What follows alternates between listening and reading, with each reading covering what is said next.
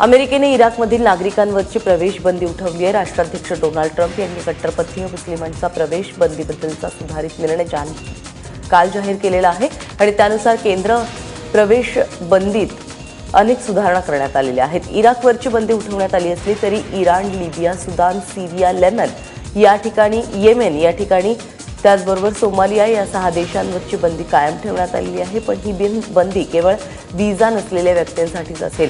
बंदीची अंमलबजावणी 16 मार्चपासून केली जाईल असंच अमेरिकेने जाहीर केलं आहे। तसंच सीरियन शरणार्थींवरची अनिश्चित काळासाठी बंदी घालण्यात आलेली आहे।